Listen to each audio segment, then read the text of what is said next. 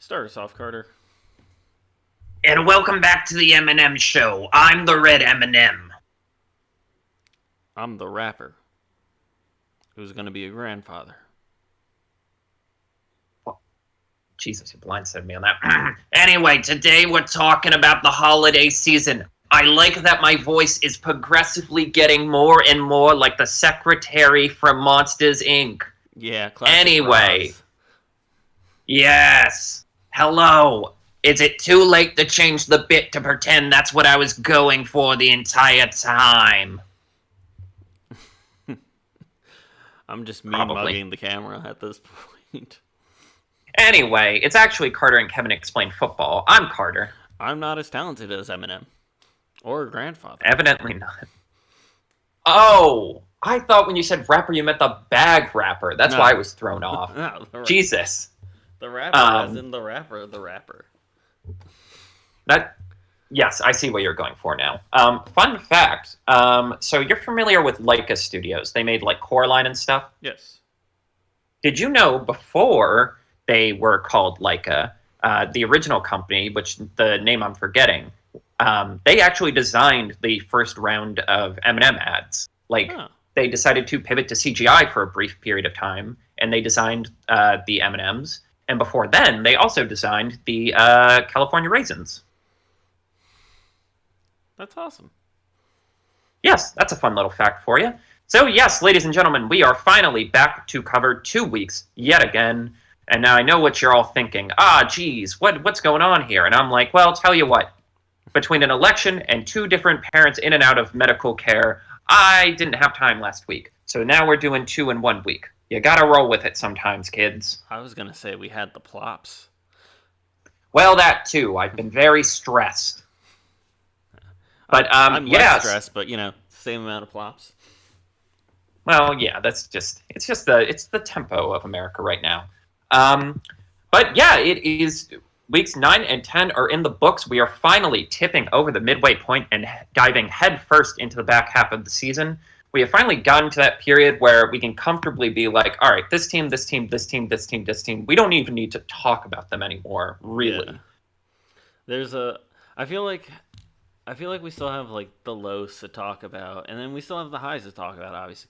But there's just the middle of the pack that it's just like, all right, like what do we need to talk about with them? Like the Buccaneers, the Packers, who else is there? I don't need to talk about the Giants anymore. Yeah. I don't need to talk about the Titans anymore or the Browns.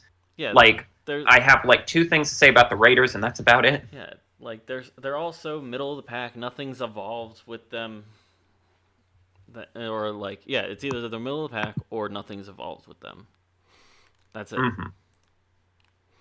Shall we dive in? The shizzle. All right. First highlight from week 9. Oh, God almighty, the Chargers are finally likable. So, yes, the Chargers have been on a bit of a hot streak. I originally was going to have them as my, team where it feels like the vibes are getting together, as we discussed last time, but then I thought that was too predictable for me. But in week 9, they beat the Browns 27-10. And for me, it is not just that they're winning, because it's not a reward to beat the Browns. That's standard procedure. I feel like that's not a... 7 other teams have done it. Yeah. But yes, it is the manner in which they're winning that is really impressing me. The funny thing is, for all of the talk going into the offseason about Harbaugh's going to do ground and pound, we're going to run the ball, that's all we're going to do. It's going to be run. Like they're wasting Justin Herbert. Weirdly, they're not that good at running the ball. They only really average 4 yards a pop. They kind of are succeeding just by committing to it. Yeah. For me, what's been most impressive is seeing the evolution of Justin Herbert with this offense. At least being honest about the ground game, at least trying to commit to the ground game, has opened everything up to an insane degree. Where this is the first time, I'm seeing stuff from, Justin Herbert along with Trevor Lawrence are the nerdy, guys, no, they really are that good. The teams around them just suck. But seeing him go from a guy who just really follows the regimented protocol of the play, look 1, look 2, look 3, throw it away. Seeing him work out of structure, seeing him take advantage of the fact that he's 6'6", 230, and can actually lay a wall up on people on the run. Seeing him with a little bit of swagger. There was a moment in this game where like a Browns player was clearly trying to twist his leg, and he spent the rest of the game like yelling and like jumping around and like really rallying the troops. Like it is crazy how much, and I don't know how to, and objectively, this team lost talent in the offseason. Like they did not gain talent. No. Like again, the people who were the people who were the LA Chargers last year are no longer the LA Chargers. It really is just a coaching thing of like something about Jim Harbaugh being a little weirdo seems to have sparked something, particularly in Justin Herbert. This is the loudest. This is like the most like outward like facing I've ever seen him, and it seems to have sparked something in this team that is rallying. Who's had a solid defense despite not having too many big names, who's had a really good offense despite not having pretty big names. And I think there's just like a level of comfort with them now where it's like, all right, well, they're not going to win the division. But now, like, in terms of that line we talk about of like good, bad teams, bad, good teams, I think they're just a good team. And that's where you want to be this early in their development. Yeah. I don't think I would classify them as good. I'm kind of a Chargers hater. I don't know why I am like this. But I'm kind of a Chargers hater. I fully believe that there's too much hype around Justin Herbert for what he proves. However, he doesn't have, like, I acknowledge that he also doesn't have, the greatest amount of talent surrounding him. Mm-hmm. Like, if I ask anybody off the street, I was like, and I go, all right, who are the main receivers for the Dolphins or the Eagles or like one of the bigger receiving core teams? I feel like I could get a solid at least 50% of people naming someone. Right. If I did that with the Chargers, I think I would be lucky if I got 10%. I don't think they have like, it's not like a diss on the players that they're there. I just don't think they're top tier like other teams. And I feel like that's part of the reason why I'm a Justin Herbert hater, is because he doesn't have good enough stuff to work on. Not to work on, but to really show off his talent, I guess is the word I'm going to say. Yeah. I mean, well, what's funny is before it was like he nominally had the talent. He had like, fantasy darling Austin Eckler. He had Mike Williams. He had Keenan Allen. And it's like, yeah, but it just never came together because, I just think so much about Brandon Staley being the epitome of like the sad vibes coach. The man, after his first year, just looked truly lost at sea. I can't believe they kept him I can't believe they kept him hired after they gave up that like 30-point lead to the Jaguars in the playoffs. And it really is a testament to like culture really does matter, because it's like an objectively less talented team. He looks much better. He looks more involved. It was a slow start to the year. Herbert was hurt. A lot of people on the team were hurt. But now that like everyone's generally healthy, again, they are just my like good vibes team, because you're right. The Chargers have always been overrated because we want to make it work, because the jerseys are cool and it's like a cool locale, and like something about a lightning bolt on a helmet's cool. And they've always had talent, but it's never seemed to come together. So like to actually have it come together with arguably the least talented version of this team in like 2 decades is really impressive. Yeah, and it's also like it's everything about it makes sense. Like the Chargers should be a very likable team. I just feel like they're not. And I know. Maybe it's just that Justin Herbert and Harbaugh are like the two nerd options of like, look at this weirdo and look at this guy who's like big and strong and can throw the ball far. Yeah, I think give it some time, and I feel like they can. Like, I think your point about them being at a very good rebrand point, or like able to market a solid rebuild from here, is very, very reasonable. Yes. Our next highlight, this is a specific play one. Saquon Barkley's a ninja doing flips and shit. So, Holy shit, man. play of perhaps just play of the year, play of the millennium, play of certainly the high. Like when if he gets to the Hall of Fame, that's going to be the play that that's going to be like the marquee play, which is hilarious because it is a game that got flexed out of prime time. It was kind of a like. It wasn't an interesting game till the 11th hour when the Jaguars started roaring back. I stand by my stance of it should have been. It should not have been Sunday Night Football. Like as a huge Eagles fan, big fan of, big fan of the Kelly Greens, all this logical stuff that it's like this should be built into being a top tier game. But I fully agree that, and I stand by my stance, that game was not worthy of being the Sunday Night Football game. That gorgeous play. The most, like, I saw it on, I saw somebody talking about it recently. And they were talking about how, like, you know how kids, unless, I like how I said kids, like we weren't trying to do it. We're trying to duplicate the Odell Beckham Jr. one-handed catch when playing football, especially on Thanksgiving. Yeah. This year, everyone's going to be trying that fucking backwards hurdle. I'm legitimately kind of excited to see what happens. Like, I want to see the injury report, like, newspaper thing, especially around the Philadelphia area, of 17 kids hospitalized for attempting this on Thanksgiving.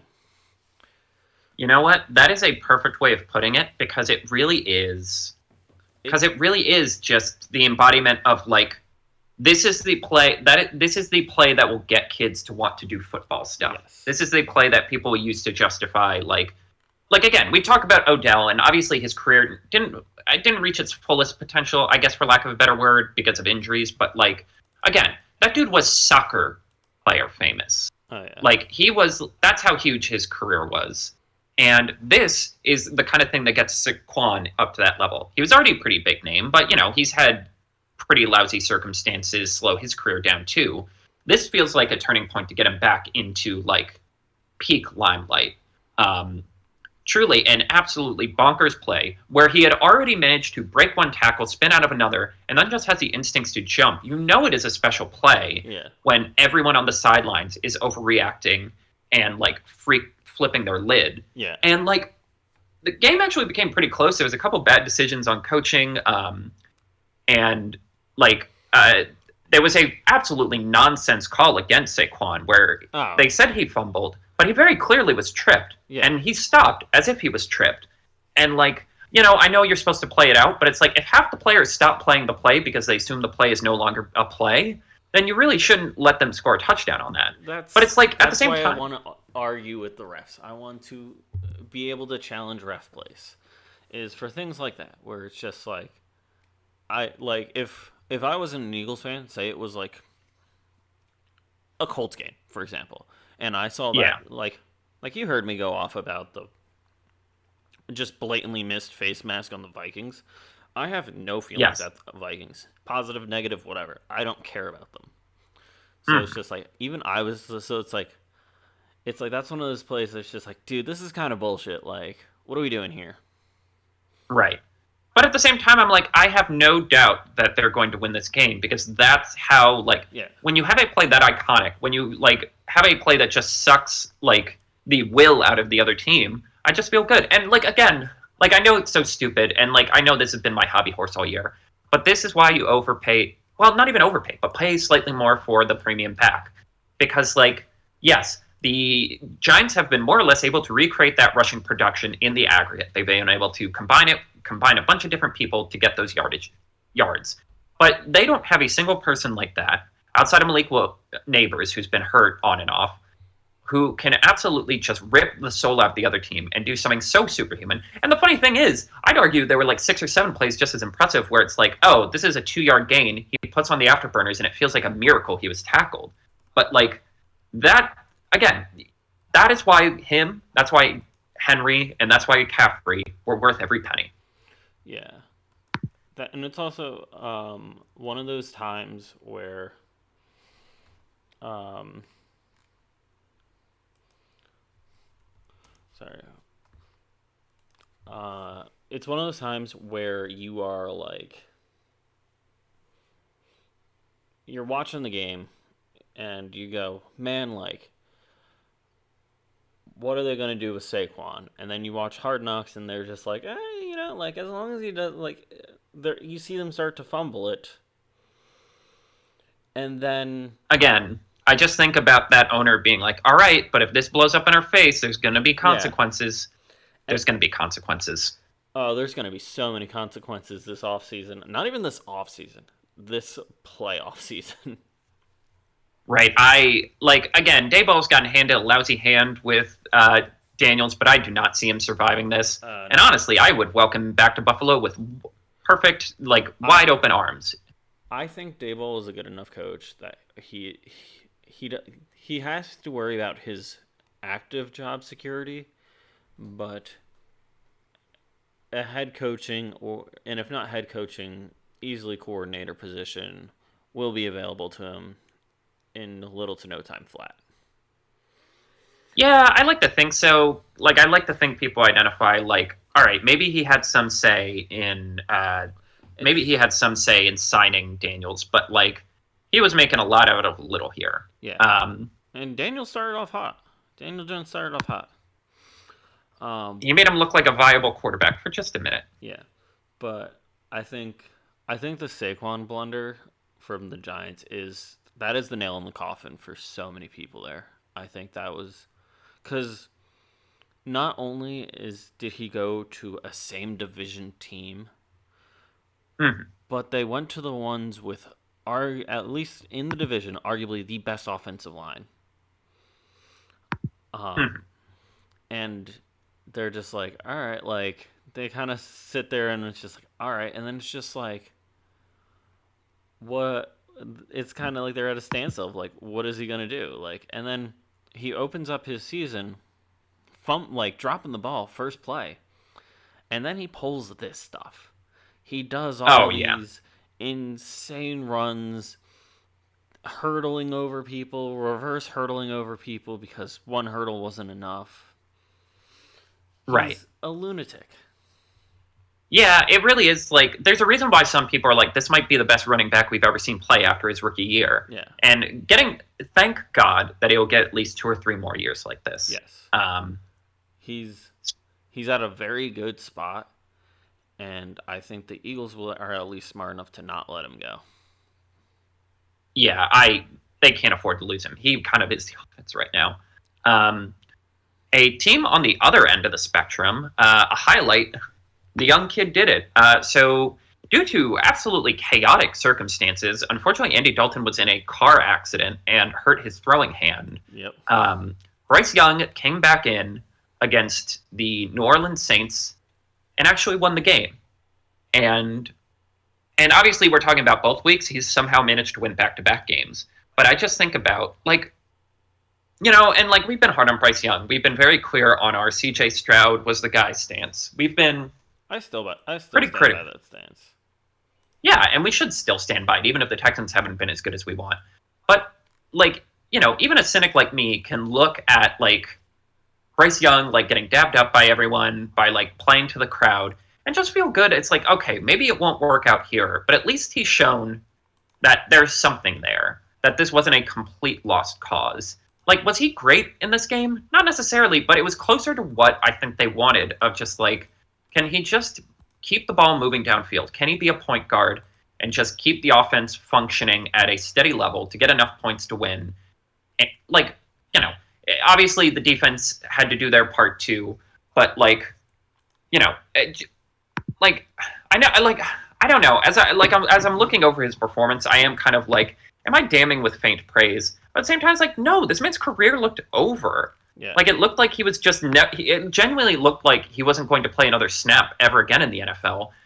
And the only people who had hope in him were these harebrained schemes of well, what if the Dolphins trade for him, or what if the Rams trade for him? So to see him actually just like step up and at least get to audition himself as like a viable NFL quarterback was pretty pleasant. Yeah, it's. I almost hit a completely wrong button.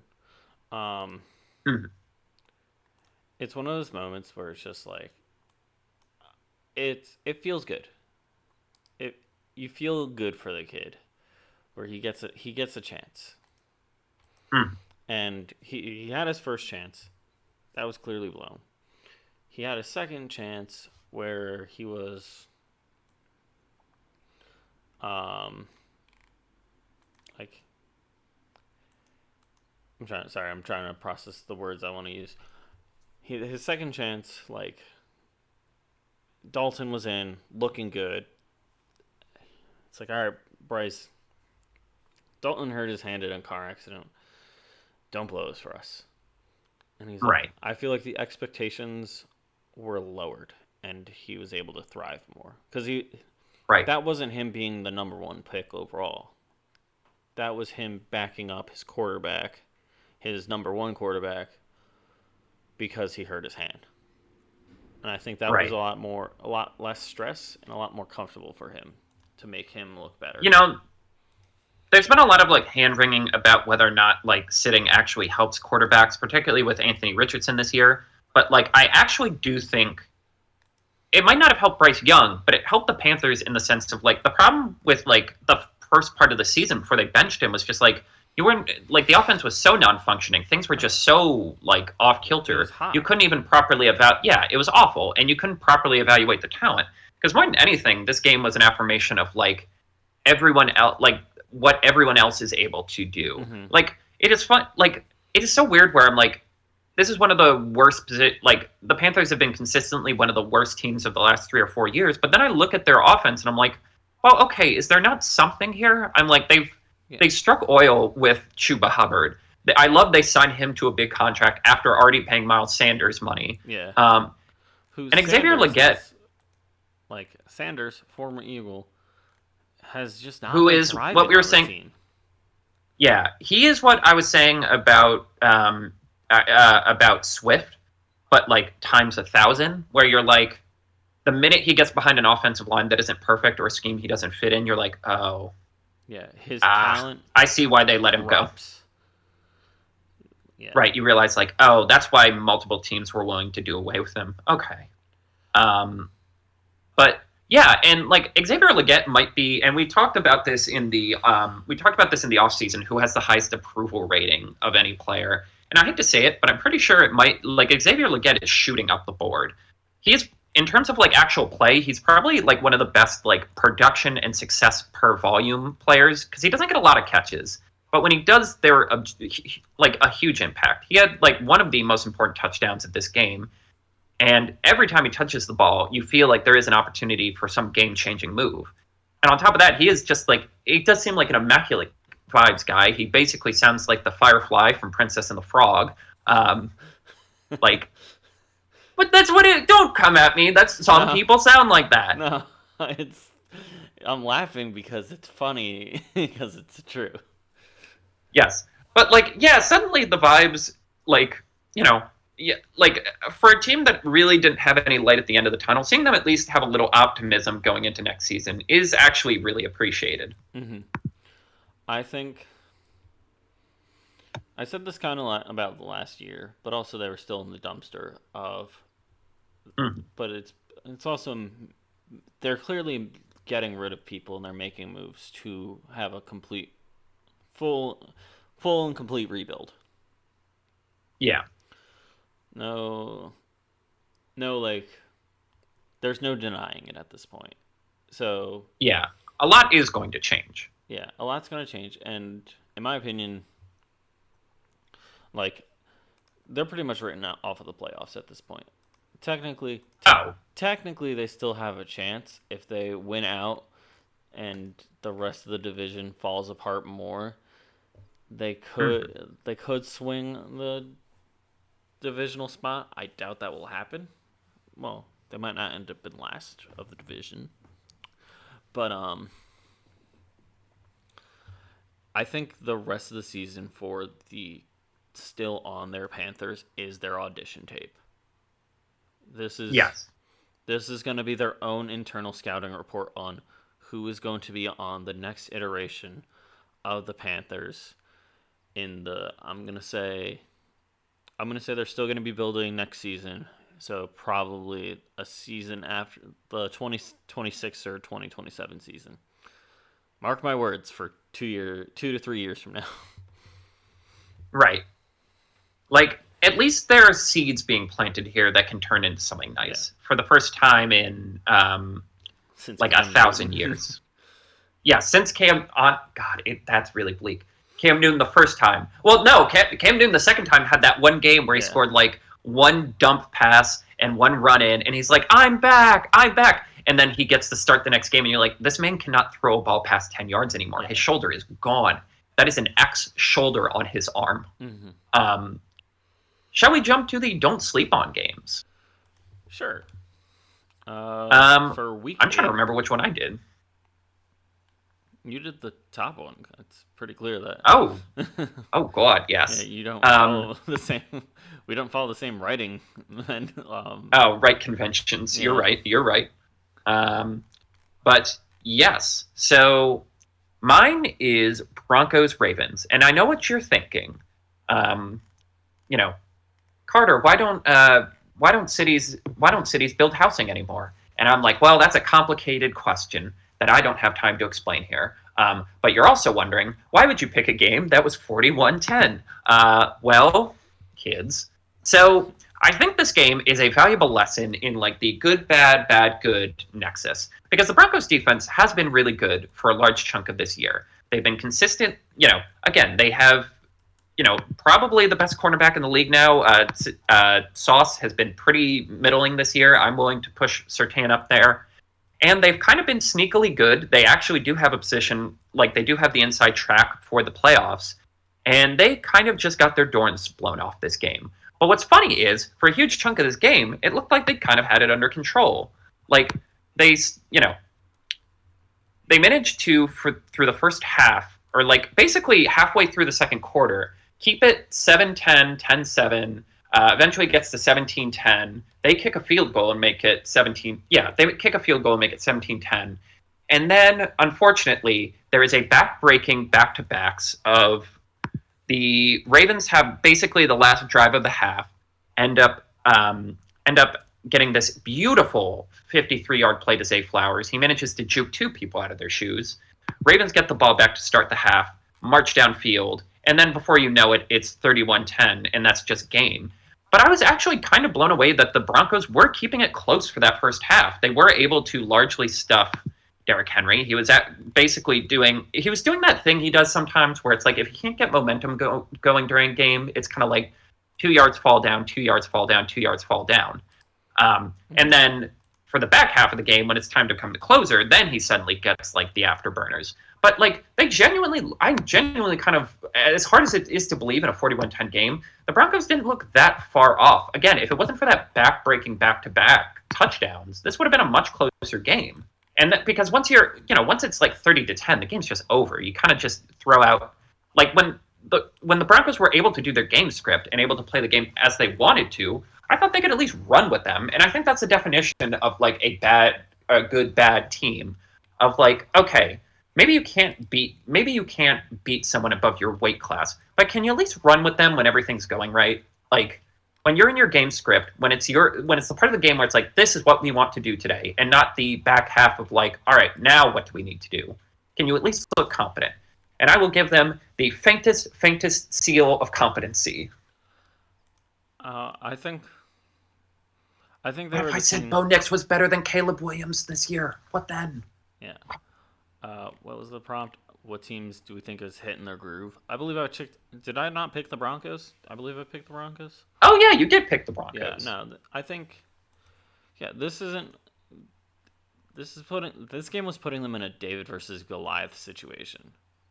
Mm-hmm. Like, the Broncos looked decent and competent, but the Ravens last season were terrifying, and then this season they got Derrick Henry as well. So it's not like their terrifyingness went down. Right. Um, my game, a whole lot closer. Yes, an actual competitive football game. Actual competitive football game.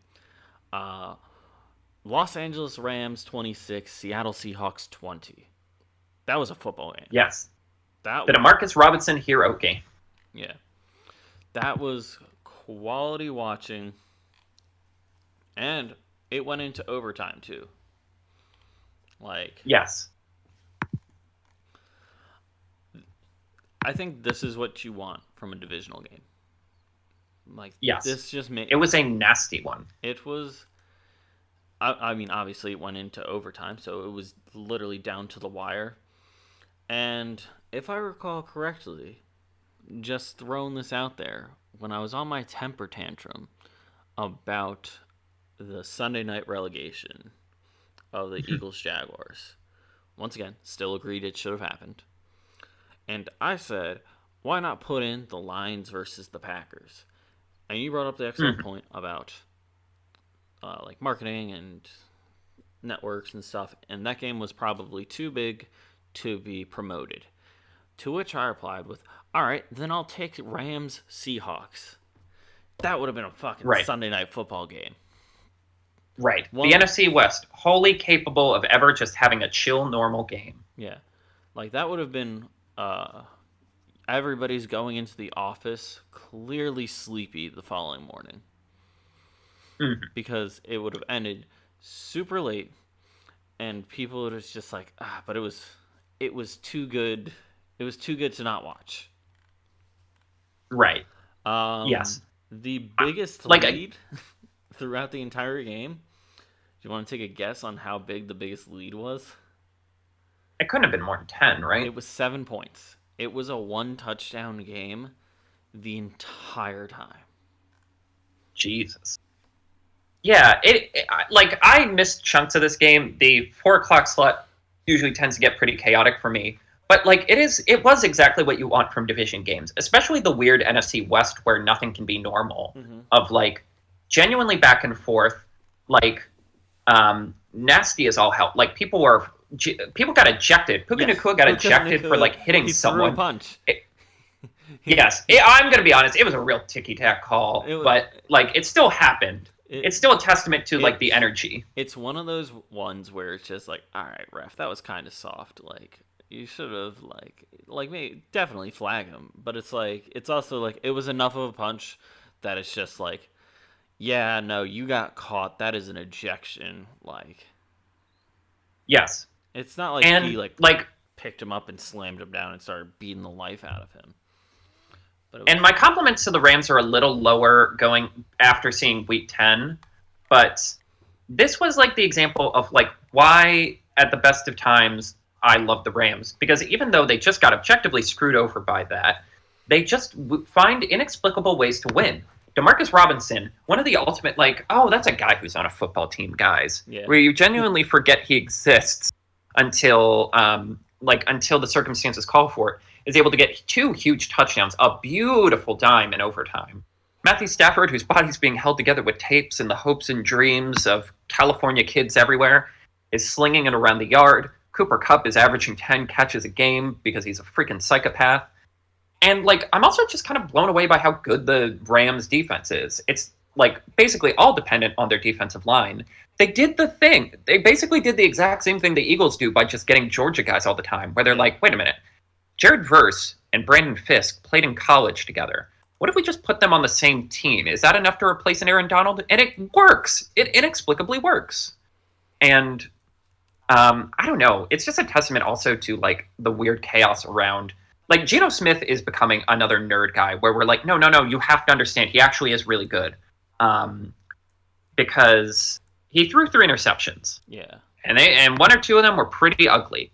But you also watch, and you're like, if this man is not playing in this game, they just don't win. Like, the amount he's doing with not a lot of offensive line help, a offensive system around him that doesn't seem to be fully taking advantage of everything he can do. Like, he's averaging 10 yards a throw. He is actually gunslinging it around.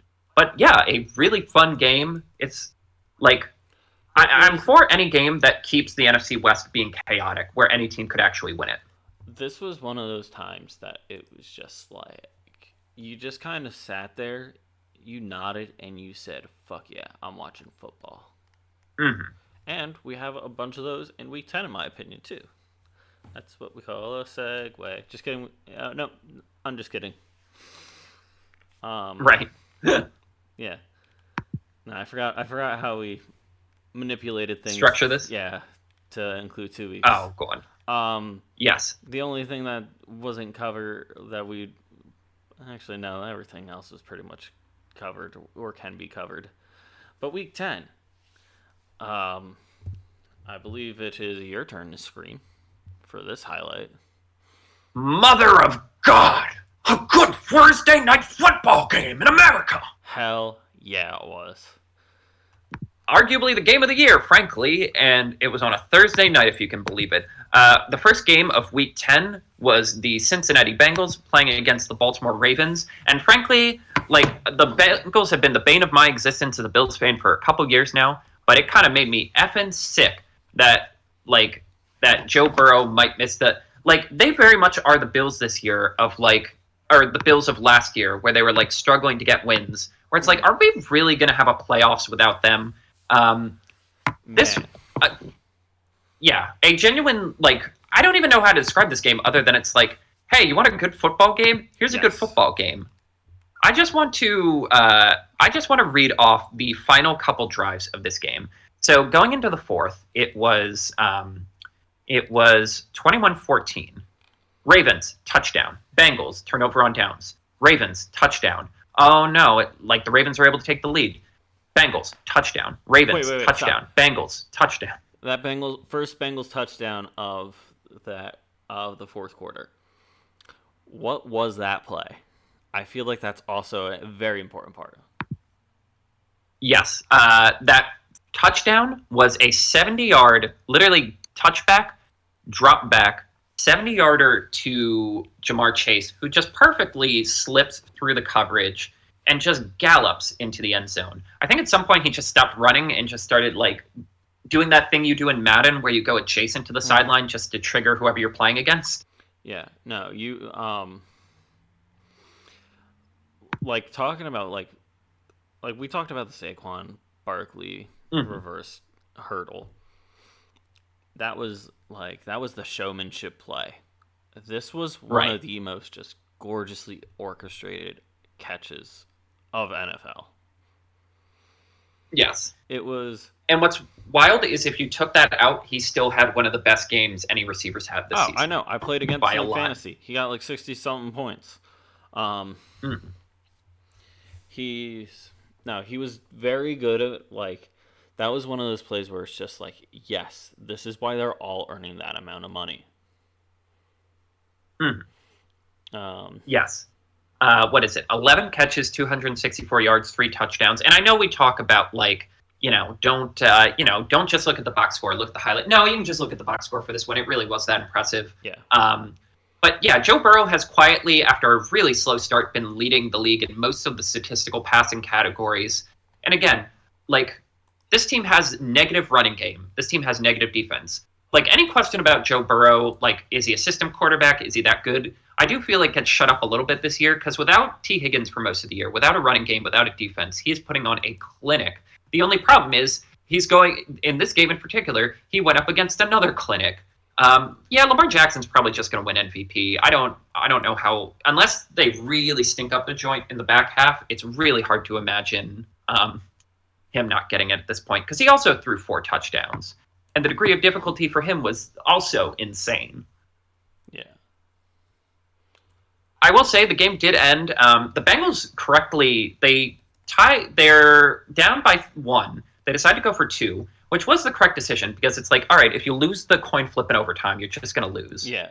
Because neither team is stopping the other tonight. I was explaining overtime rules to my mother the other day, and she was just like, that's not fair. Like, it isn't. Yeah, no. The perfect expression is Baker Mayfield going into overtime with the Chiefs, and the Bucks lose the thing, the coin flip, and what's his face just looks all upset. Baker Mayfield, you see him just go, right. Fuck. Like he clearly. Yeah, it. I know why they don't do it because this game is very dangerous and you gotta like cut down on the minutes. But like, I don't know, man. Can we don't have to go full college where it's just a never-ending loop of plays, but can we get something a little better than this? Yeah. But yeah, like unfortunately it did end on Joe Burrow clearly got his face hit on the throw that ended up being incomplete. That cost him the game. A impassioned rage from what's the word? Impassioned rage from Al Michaels, who was finally getting the game he's wanted, only to have it slightly dampered by that play. But like, I guess I can't even be mad because I'm like, well, either team could have won. It stinks that it came down to that, but it's like, if they all right, if the Bengals hide it, it would have gone to whoever won the coin toss. I fully believe that. mm-hmm. But what a way to start off football for the week. Possible hot take. And actually, do you have any other things to say about it before I get into my possible hot take? No, I just like really hope they figure out some way to get into the playoffs because they're just too good right now to like not make it. Yeah, they're gonna be struggling for a wild card seed. It's unfortunate for them, but that's how their cookie crumbles this season. Because they're in. It's kind of like last year. They're in a little bit of a too good division. They gotta outcompete the Steelers and the Ravens and a bunch of other. Actually, the wild card picture isn't the hottest picture for the AFC. So there's potential. Yeah, they just have to. You know what's wild? Step up. The Steelers haven't played a division game yet. Really? We're halfway. Yeah, the Buccaneers. It feels weird. Yeah, the Buccaneers have done 5 already. That feels so weird. Right. I know it's. Like, I don't know how that happens. It should be like perfectly paced, like one in the first half of the season, one in the second half of the season. But that just feels weird that they didn't have one, and it also feels weird that the Bucs had almost all but the last week game. Mm-hmm. It's odd, but you know. Yes. Yeah. Great scheduling week. Yes. Would you like to elaborate on this? Yes. So this felt like one of, in my opinion, the best weeks of football. This was my possible hot take. Week 10 was probably one of the best weeks of football of the season, if not the last few. Here's why. And there's kind of one, like, out of my scheduling brain, I always say, your great criminal scheduling brain. Yep. Sunday Night Football should be the best game of the week. I believe it was. If it was not the best game, it was very close to being the best game.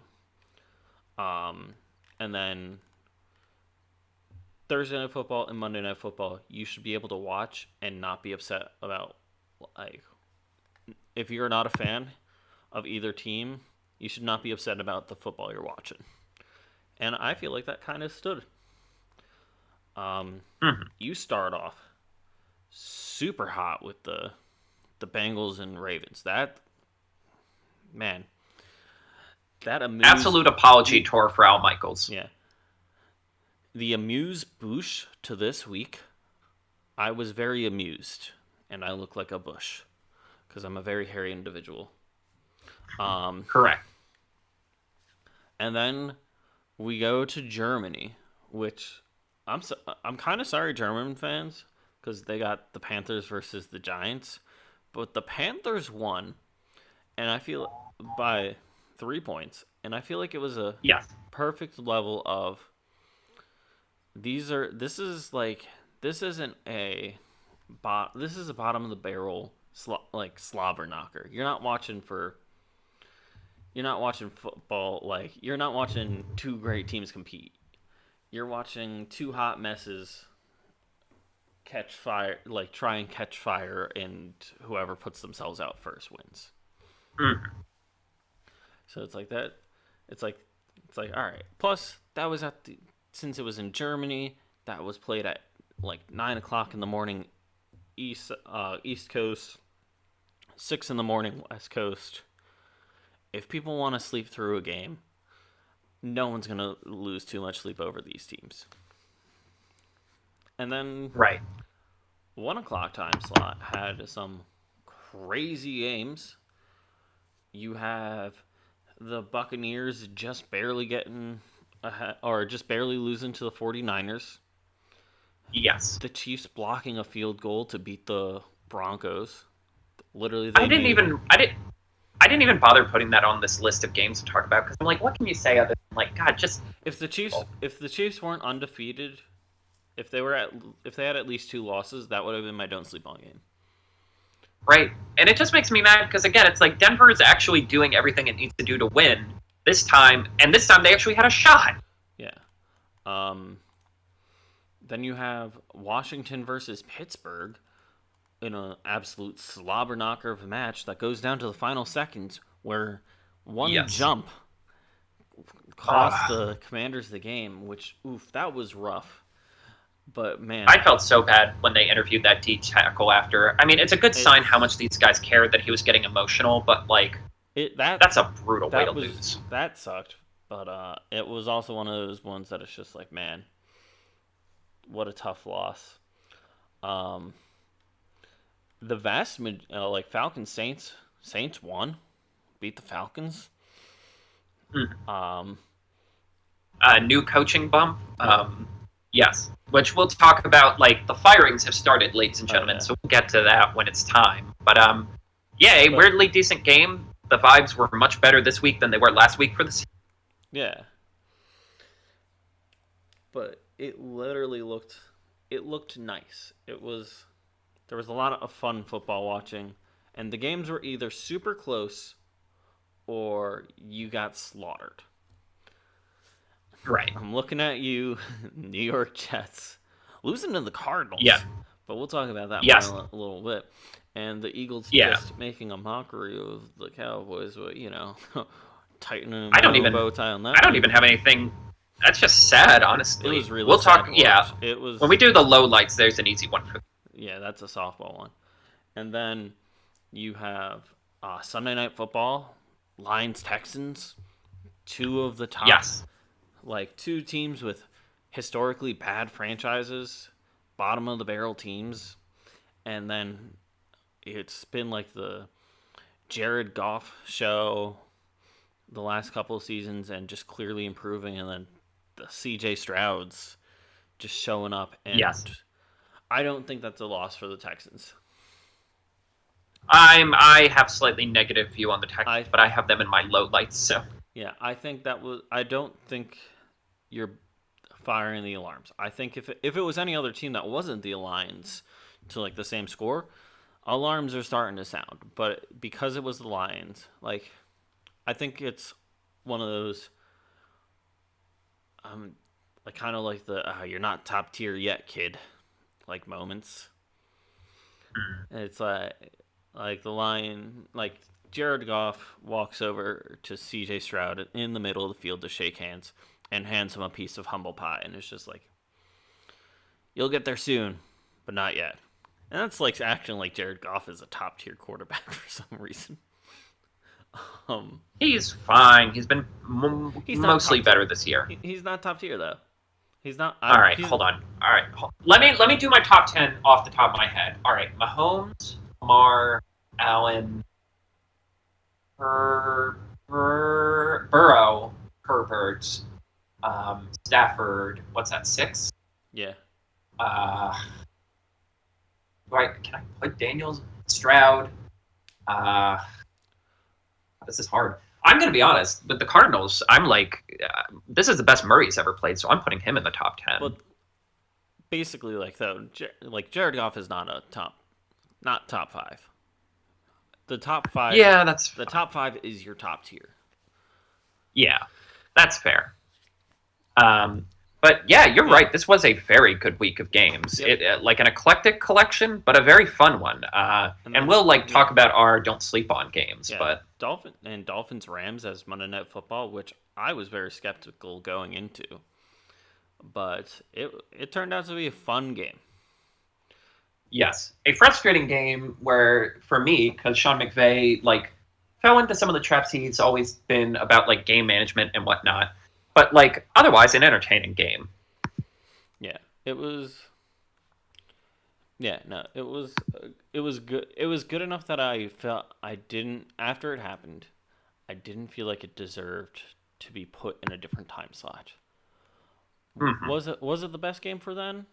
Probably not, but it didn't. It doesn't deserve to be relegated to like a 1 o'clock time slot Right. or Germany. Um, yes.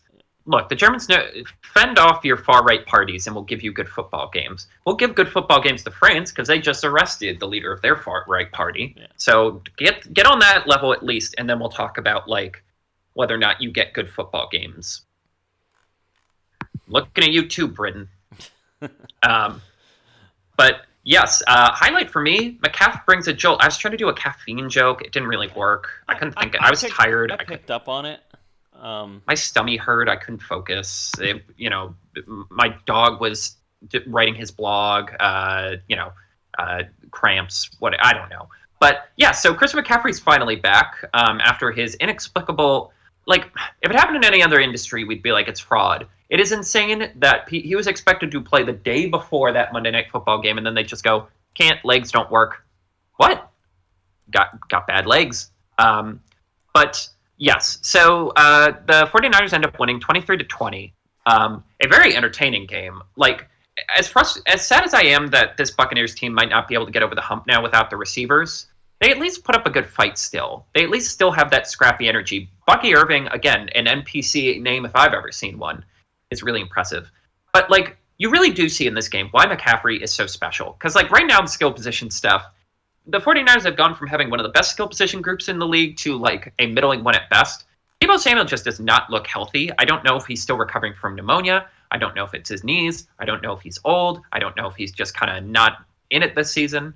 Like, as much as I like George Kittle, if he's your best wide receiving option, and like he's been great this year, make no mistake, Yeah. that's no way to live. You can't just by rule your best wide receiver can't be your tight end. We've seen that in Kansas City, and like there's a reason why Kansas City's been frustrated so often. Yeah. But in this game, you really did see like why Chris McCaffrey's so valuable. Not for running, he didn't really run well, and in general, the team kind of got stuffed up on the run. But like the thing about the 49ers has always been that they have a good enough system in terms of like how they block that they can get good running production out of backups. But you want the top tier running back because he's a threat as a receiver because they have a little chutzpah. And like you really do realize it's like, man, Christian McCaffrey as a receiver just makes everything else work so much better because it's like, well, they can't stuff the box because he'll just take a screen pass to the house. They can't do too high because he'll just pick you to death in the zone. You can't do cover zero where you just go man to man because he'll just juke whoever is covering him out of his shoot. Like, there's really no good matchup, so you kind of just have to stay in your base and hope for the best, and that just makes everything so much more simple. I do think, like, I'm more bullish on the 49ers than I have been in the last weeks because despite the chaotic vibes, despite Deebo Samuel literally grabbing the kicker by the face after he missed, was it an extra point again? He missed 3 kicks in a row, I believe. He kicked 6. And Deebo Samuel just grabs him, and I'm like, that's not the thing that happens on a team who's optimistic about their season. Like, I don't know. Like, Jake Elliott freaking sucked in that Thursday night game, and, like, Tyler Bassett's had his ups and downs. But you haven't seen... Yeah, that's classified. That was fake. That was like... News. That was like... Yeah, that's not... Oh, God, don't... well, at least... look, I can't go on another bender. I just can't. My body's not built for that shit no more. But like, yeah, if they can get him even as like a like C+ in the running game, I do think they at least have a chance to be competitive, or at the bare minimum to push ahead of this like log jam of a division. Yeah, it's gonna be interesting to see how much of an impact Christian McCaffrey has, because we can all be honest. 49ers have not been firing on all 4 cylinders. Yes, not even a little. It's pretty clear. Um, but I think this is I don't, blah, blah, blah. I think this is going to just show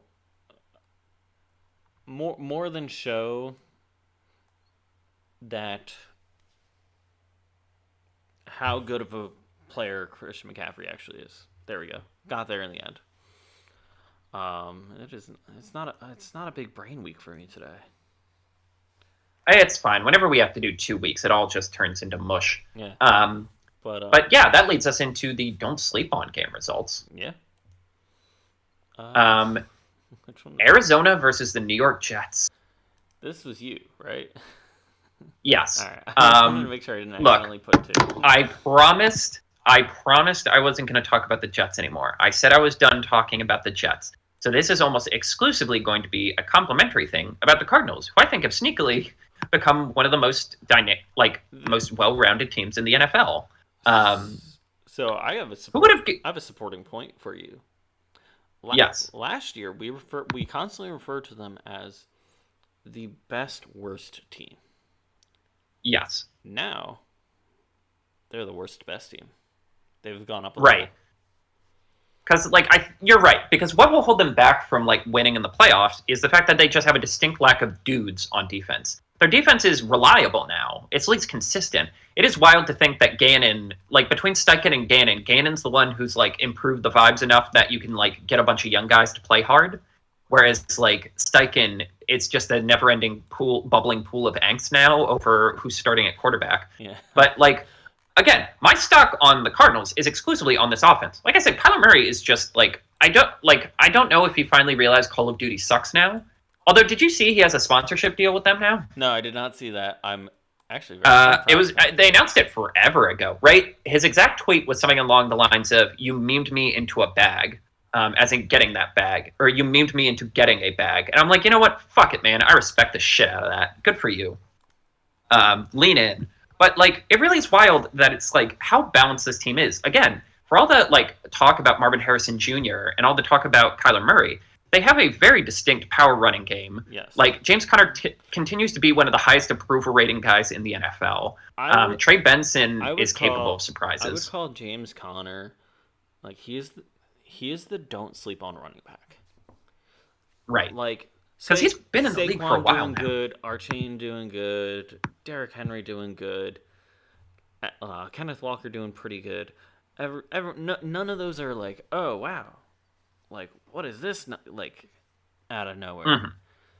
It is but James Conner does not get the credits he deserves for being as quality as he is. But he does not he doesn't get those credits, but he does. He gets the work done. Work done. He is worth it. He's a lunch pail running back. Yeah. And James Cook from the Bills, I feel do not get enough credit. Yeah, I don't know. I admit, James Cook vexes me in so many ways. Yeah, but you're partially because I really like Ray Davis. Yeah, but the Bills vex me in general. James Conner has quietly been at the top 10 of basically every major statistical category for running backs this year, and it's kind of just well, whatever. I don't know. But yeah, and then also it's they're finally figuring out how to use Marvin Harrison Jr. better. So much of the start of the year was just talk about they are having him do all these high concept routes, all of these elaborate route trees and option reads. And at some point it's what if we just simplify this? What if we get the big, strong, fast guy, just do some slants, let him use his long legs? How about a couple deep balls? Simplify it. It doesn't need to be that complicated. Trey McBride might quietly be the best tight end in the league. And then, again, it's a bunch of other guys who Dortch and Wilson are capable of surprises.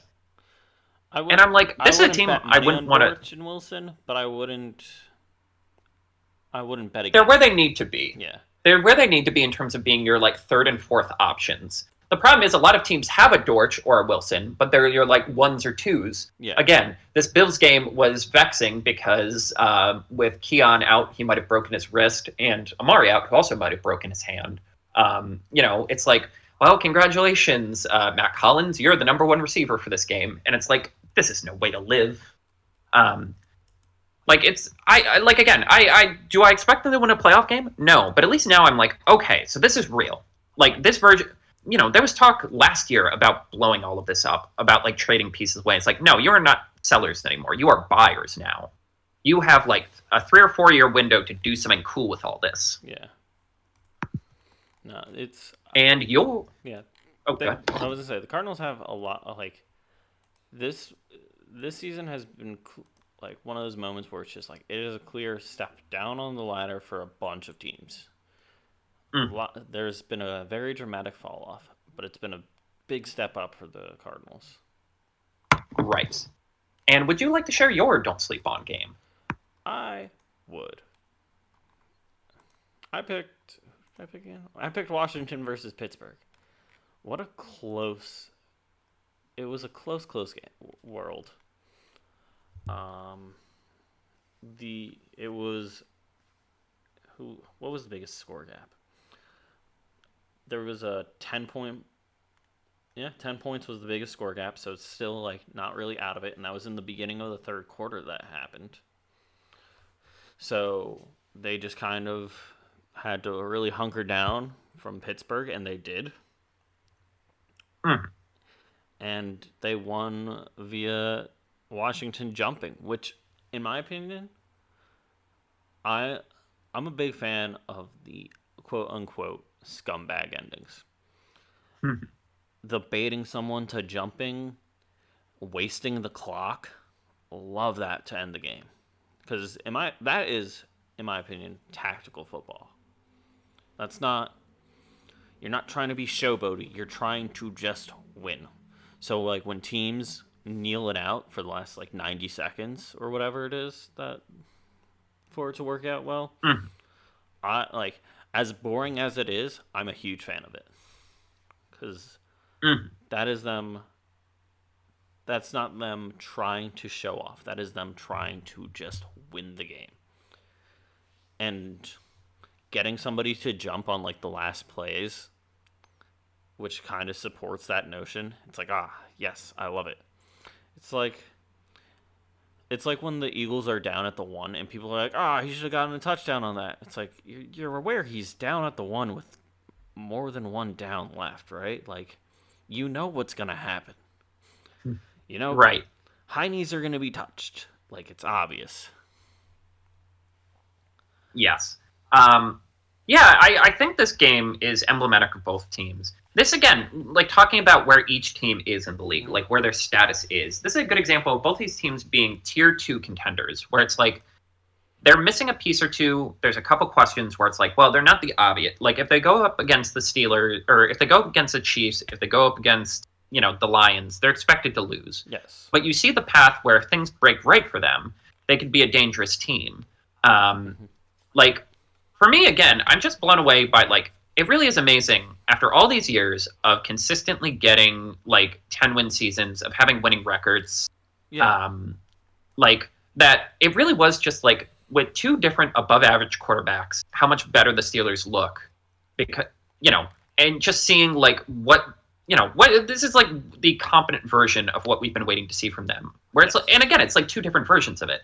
It's the, like, sort of dink and dunk, throw in the middle, like splash running play with Fields. But then with, like, again, it's the epitome of a Russell Wilson offense, where it can stall out sometimes. Sometimes you just run the ball into the dirt, 3 yards of play.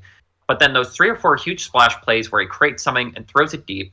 George Pickens might be the best. Like, he's the top 10 wide receiver who will never get credited as a top 10 wide receiver. Actual crazy person. He just started using wrestling moves on someone after the play was over. Like, ball gets intercepted, and he's like, screw it, people's elbow. And there's something so karmatically nice. I would lose my mind if he hit, like, a legitimate people's elbow. Oh, he wouldn't be allowed to play for a year. And there's something gratifying about Mike Williams after getting totally fucked over by Aaron Rodgers, getting the game-winning touchdown. It is weird he's like the norm core version of George Pickens. Big guy who makes crazy catches. But, like, yeah, and again, like, the fact that the Commanders are already here is a good sign. They were not supposed to be this close. I do think you're starting to see the limitations. The back half Cliff Kingsbury is starting to rear his ugly head. Mm. And also, I think it's impossible to deny at this point that Daniel's ribs are clearly hurting him more than Yeah. he's letting on. They've really pulled back on him as like a runner. They haven't really been using the read option nearly as much. But like again, this is a game that both teams can go away of like, all right, we feel confident in what the bar is for ourselves now. When do they have? So Washington has their bye in week 14 with like 1,000 other teams. Yes. Um, Yes, it's very inconvenient for fantasy football. I don't know why they did this. Yeah. I realized that them and the Ravens have the same bye, and I'm like, well, I really hope I don't need that game. Yeah. I hate to be that guy, buddy, but can't guarantee that. Yeah. But so like the week, so like, but like they have a very late bye, and they have had like the Commanders have had a phenomenal start to the season. They're 7-3. What was their record last year? The Commanders? Yeah. It couldn't have been more than 3 wins. Let's see. Commanders 4 wins, so they have already gotten almost double the amount of Right. scores or of wins than the previous year. So that's like clear signs of improvement. And Pittsburgh, we referred to last year as the team that is most likely to go 500, which Yes. they technically can't because it's a 17-week season, and you'll. I was gonna say Carter will grumble about that, but yeah, Dumb. I think they need to be smart. Let's see. Let's see the lookout for the Commanders. So there's the week 11 game against the Eagles that nobody knows how that will happen. Who's to say? And Right. then 12 against the Cowboys, which can't tell if that's a softball or not. 13 against the Titans. 5 for 14. 15 against the Saints. Would now be a smart time to rest him? I mean, you have it. You have technically a long. You have technically a long rest because you had the Thursday night game. Yes. Maybe you just try to gut it out. But like, I don't know. I really like the fact that they're already changing the offensive scheme. At least suggests that they have some self-awareness. But like, I don't know. I think it might be too extreme to just completely pull the plug on him. I mean, I'm not saying to pull the plug on him and end the project. At least, yeah. No, God, I know what you're saying. Not saying that in the slightest. But you were facing 2 teams before your bye that have less wins than you do combined. Jesus. Yep. Surely Mariota could win one of those games. Like, yeah. Hopefully Mariota can win one of those games. Cowboys are operating on backups quarterback situation with Dak Prescott out for the season. Tennessee Titans are who knows. I think so it's like, they might not be dominant wins, but playing those games, do you think it'll be a good enough win to it's like give them a couple of weeks off? Because they have the Thursday night game before that, so that's like a mini bye week. Because they're gonna have about 10 days to rest up, and then two lackluster teams, bye week, another lackluster team. Where, at the rate things are going, see, here's the problem. At the rate things are going, if Desmond Ridder doesn't step up to the plate, they can lose the what's it called? They can lose a wild card spot. Yeah. Yeah. I don't know. I just think if he's competent enough like this that you probably just gut it out. Yeah. But this also brings up the age-old question of how hurt is too hurt and how hurt isn't too hurt. Because we've seen people leave off of what seemed like silly injuries before, and then people try and play through things that just makes things worse. shout out to Joe Burrow last season. Yeah, I don't know. Yeah, I guess I genuinely don't know what the right answer is here. You've Yeah. actually made me question whether or not he should be in the game. If it's, I guess it's 'Cause- that line. It's like if he's capable of playing, but you have to radically change your strategy. But then you'd yeah. have to change your strategy anyway for For Mariota because Mariota Mariota, can't run yeah. like that. Oh yeah, didn't we both say Desmond Ritter like 5 minutes I ago? didn't say Desmond Ritter. Don't I look said at me. You said Desmond Ritter. This is your turn to get names wrong. Yeah, it's not my week. Um, um, so but like you have Terry McLaurin, you have Austin Elker, they recently acquired Marshawn Lattimore.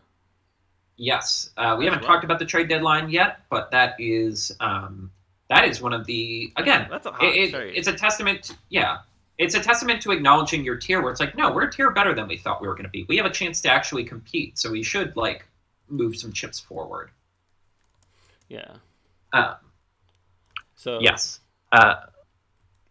Like your defense, straight up with the addition of Lattimore, your defense improves. And Yes. your offense is pretty competent this season. So 2 lackluster teams back to back before the bye, after a mini bye. Just saying, would now be the time. Because something to ponder. Can't deny the kid's good. Shall we hit the lowlights for both weeks? Yep. Because they're pretty much the same. Yes, they kind of blur together, which is sometimes I like that it actually works out where the narratives are consistent from week to week. Every now and then it works out in your favor. Saints. What the fuck? Classic Costanza, as it's called, where every instinct tells you one thing, the opposite must obviously be true. We all thought for sure. There's no way the New Orleans Saints. I know the New Orleans Saints quietly have lost 7 straight games, but surely they can't lose to the Carolina Panthers. Surely. And for me, it's less the losses because this is clearly not their year. This is the fact that they traded Lattimore acknowledges like him and Kamara were this like dream draft class in 2017 when they were a part of that Minneapolis miracle, when it felt like, we're so close to getting this team to a Super Bowl, even with older Drew Brees. We just have to keep pushing the chips in. This is finally a sign of like, well, we're out of chips. It's time to blow it up. For me, it is more just kind of what the big story of this game is beyond Bryce Young is Chris Olave had to get rushed to the hospital for another concussion. Derek Carr absolutely threw him directly into peril. Quietly, because Tua and like quarterbacks in general take up so much of the air, not a lot of people acknowledge that Chris Olave's had like 4 concussions. His career is in a lot of question marks. But seeing the team turn on each other so fast after that, seeing seeing former Saints players just being, particularly Michael Thomas, just being brutal to Derek Carr on social media, it felt like that was it. It was time to blow it up. And when we talk about coaching fires, we'll acknowledge that the Saints finally did part ways with longtime coach Allen. And while that seems to have helped a little bit, it's not enough to save the season. Truly, one of the weirder stories of the year where they looked like the hottest offense in the NFL, and then one injury after another kind of just caused the entire thing to topple. And they're like, no, our initial instincts were correct. They absolutely slaughtered in the first 2 games of the season. And then the Eagles just killed them secretly? Like, what happened? Well, I would argue Derek Carr part being injured and stuff. Part injuries revealing Derek Carr's weaknesses again. Part, like, I do think the Eagles kind of revealed a lot of ways you can take advantage of this team. And yeah, that was that. It's just kind of insane how quickly it blew up. Let's see here. Where's the scores? So they scored about 91 points the first 2 games. And now they're at 279. So we were discussing, Jesus Christ. That's bad. Yeah, they have not even, so half the season down and a little bit over a third, if my math is right, or actually almost exactly a third of your points. Oh, I'm looking at the Buccaneers. Sorry, 279 is Buccaneers. 227 is the Saints, Oh my God! which is even worse. So over a third of your points for the entire season so far, 10 weeks or 10 games, was scored in weeks 1 and 2. Kind of insane. Act- Kind of dog Actually shit. embarrassing. Yeah, it's just like the one part. Like I don't know. Steichen looked like he created something here, but it turns out it was very top heavy. In a lot of ways, it reminds me of Shanahan, who's like a descent. He's a descendant of the Shanahan tree, and so much of it is like, well, once once the talent starts training, do you have the skill? Are you able to like keep it afloat? That's why I've always liked McVay over Shanahan, because McVay's had to deal with so many goddamn injuries Yeah. with his team over the years, and he's able to keep it pretty consistent throughout. Whereas it's like, oh, the whole thing falls apart the minute we lose our good offensive line. It really is the testament. They lost their defensive line, they lost their offensive line. That was the base this entire era was built off of, and now it's over. Yep. Yes, other lowlights. Again, another one that is inexplicably consistent over these 2 weeks. It turns out you can get worse than the Hail Mary play, Chicago. I mostly just want to acknowledge one single play from this Chicago-Arizona game where the Cardinals won 29-9. It was the end of the half. It was truly, they were literally they were at basically midfield on their side, the Cardinals. And it was very clear they were just running a play to run out the clock. There was only 4 seconds left. They run a draw play. And somehow the Bears just were not prepared for the idea that they would actually run a play. And a man whose name I don't even think I can pronounce, Amari DiMiccardo, I could, runs 53 yards for a touchdown. Truly, almost untouched. The Bears looked actually shell-shocked at the play. And I think that just, a failed Hail Mary defense, that can be a fluke. It's chaos. You don't practice that enough. But that's just basic discipline stuff. That's do you show up for practices and stuff? And the answer is apparently no. It is so weird how quickly the season has soured for the Chicago Bears.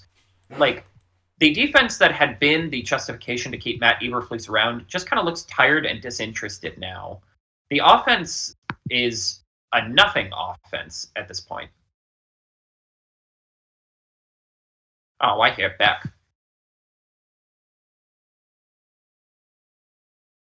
Oh. Yeah, and then they follow it up. It's like, oh, surely it can't get worse than this. It got too excited and with Molly getting home, so he's hacking up a lung. Baby. But yeah, surely it can't get worse than this. It could get worse than this. They lose to the Patriots 19-3, the 3-7 Patriots. And for me, it really is just it's a lot of things. The defense now looks listless and uninterested. Agreed. And the offense looks like it's given up too. And at this point, it's I'm not going to do the vaunted nerd defense of Caleb Williams right now because he's not playing well. No. But I'm also really alarmed at the sort of scars. Do you know he's taken the most sacks of anyone this year? Caleb We're Williams? getting into scary David Carr. David's the original. David Carr territory, where at some point you just take too many hits in your first year and the scar tissue never heals. Yeah.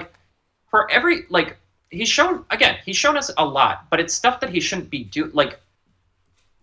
Some of the hard stuff he's been able to show. He's good at processing, he's good at making calls at the line of scrimmage, but it's there's a reason why the Commanders don't ask Jalen Daniels that stuff, because it's better to just let him be the physical specimen he is.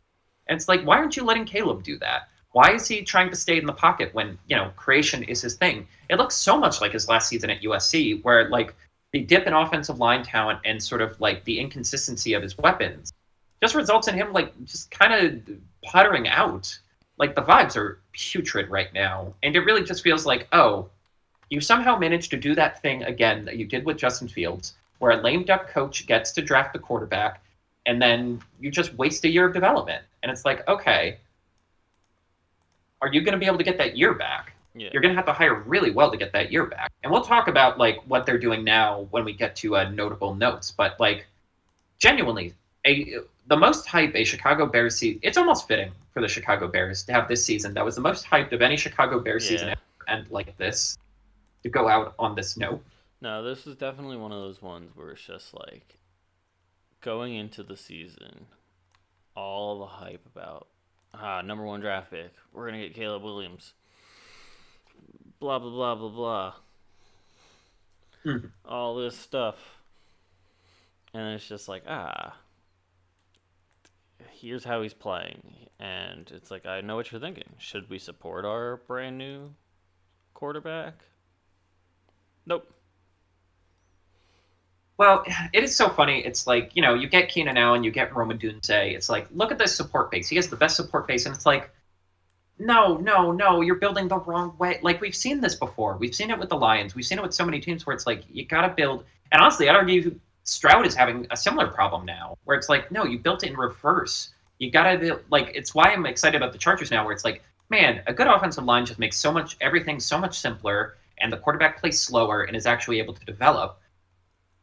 And yeah, on top of that, you have a offensive system that isn't even utilizing the weapons you have. It is so funny that people are like, "Oh, this is the best spot any of these rookie quarterbacks are getting," and I'm like, I'd rather be in Washington. Honestly, Denver looks a lot better right now. Uh, like I'd argue, well, no, Drake May, the Patriots' offense is really bad, but other than him, like all of them are just in so much better shape than Caleb right now. Yeah. Um, It'll be interesting. I think it'll be interesting to see how the rest of the season goes with them. hmm. Um, it's going. They're gonna they're gonna be put through a little bit of a pressure test, and Yes.